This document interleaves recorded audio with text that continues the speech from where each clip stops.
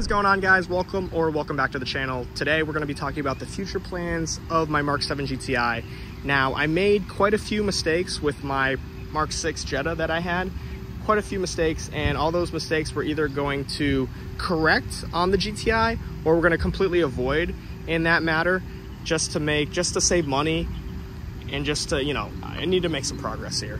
Of course, we bought this car to make some power and to have some fun, and that's exactly what we're going to be doing. We're going to be talking about everything I'm going to be getting for this car and what the power goals are and what exactly we're going to be doing. In my opinion, I do feel like I spent a little bit too much money on my MK6 Jetta, especially for it being a 1.4 liter turbo. I mean, I had a lot of fun and I have no regrets about that, but I did spend a little bit too much money on that Jetta. My goal is to spend less money on the GTI and make like twice as much horsepower, 3 times as much horsepower, basically for like less money. That's going to be the goal. This is going to be a Project MK7, but this is going to be on a budget. We're going to be balling on a budget and we're going to be having a lot of fun. Now, everything we're going to be buying on sale to save money. We're also going to be buying on the used market. We're not going to be buying everything brand new. So anywhere that really doesn't matter if it's new or used, we're going to be doing that just to save money. It's going to be really cost effective because I'm going to try to help you guys out and help out my pockets by saving as much money as possible and doing budget friendly mods to this car, but do it in a manner that is still effective to the car, and I'll still be able to make good power, if that makes sense. Verify, just because it's on a budget doesn't mean that we're going to be making any sacrifices with the car, okay? Just to be clear, just because you're on a budget doesn't mean you can go and make sacrifices. And I know budget and goals don't typically go hand in hand, but in this manner, we're going to be like walking that fine line on effective power and cost-friendly, budget-orientated type stuff. And I'm sure you guys will enjoy the series. Now let's talk about what we got planned. So starting with performance first, the first mistake I made with my Volkswagen Jetta, Project MK6, was the intake. The intake that I got from my MK6 had little to no heat shield or protecting itself from the engine bay heat, and that did affect temperatures drastically. So what I'm going to be doing with Project MK7 is going to be, when I pick out an intake or when I purchase an intake, it's going to be an intake that definitely has a giant heat shield that does block it off like as much as possible from the engine bay, because we do not want hot air in this intake. With this GTI, I'm trying to go full send. We're trying to land somewhere between 400 and 450 wheel horsepower. If we land right in between those two figures, I would be very happy. We're going to do that by getting a turbo. I already picked it out, but this is the IS-20 turbo that comes factory in the car. That right there, if you guys don't know, it's like that housing right there, because that's the downpipe. Basically what we're going to be doing is we're going to be getting a turbo, swapping it out. We're going to get a 3-inch downpipe. Now, I made a mistake with my last downpipe. I wanted to get as much power out of the downpipe as possible, but I went with a high flow cat. Should have went with catless, just because one, where I live, emissions don't really matter. And secondly, I could have got a little bit more power out of a catless downpipe, so we're going to go catless. Definitely going to be doing that. Now, everything that I'm going to be purchasing, I'm going to be buying either during a Black Friday sale, or we're going to be buying like around like Christmas, the holidays, that type of thing.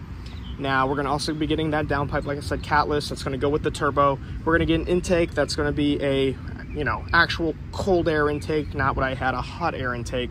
We're going to make some modifications to the grill. We got some air ducting that's blocked off here, and it only actually goes like this and over. Air actually goes straight through and through here, and then also over. This is blocked out, so we're going to drill this area out here. We're also going to be matching this to this, so we get all the airflow to the turbo, to the intake. Now, with all those mods, we're going to need a tune. So I'm going to flash the ECU, but this time I'm not going to do an off-the-shelf tune. I'm going to do a custom map from a tuner I've been following for quite some time. He's going to be hooking it up. Sticking with performance performance. We're not going to get a actual catback exhaust right away because this exhaust in this GTI is actually not that restrictive. So we're going to be getting an exhaust later on down the road. We're just going to do downpipe to stock exhaust, and we're going to have a smooth transition from there. Later down the road, I'll probably get like a titanium exhaust or something dumb, something fun, you know what I mean? But that's going to be later on down the road after we achieve our power goals. Later on down the road as well. Sorry, I can't even talk today. I'm so like hyped about the plans for this car.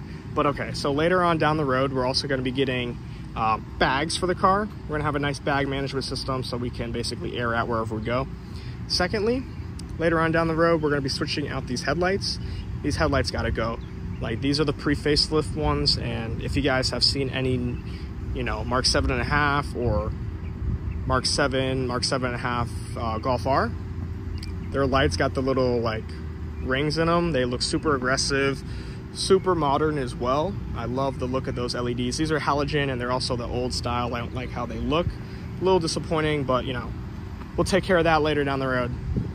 Obviously, the wheels I already have, the RPF ones, are going to be going on the car once it gets bagged. And of course, I'm going to need those wheels to get some traction, of course.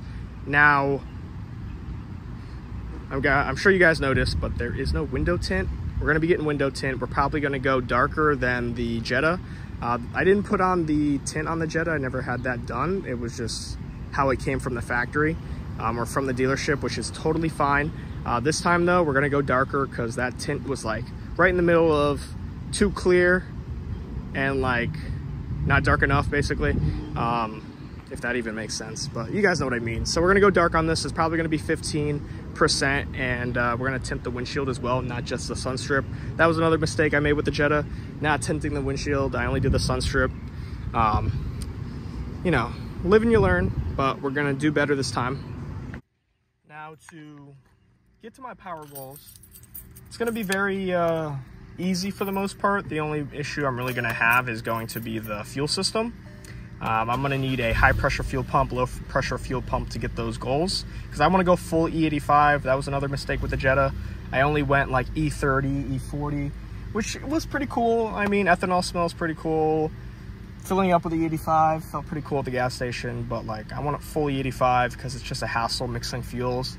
And plus, full E85 means cooler and more power. And when I say cooler, I mean like temperature wise.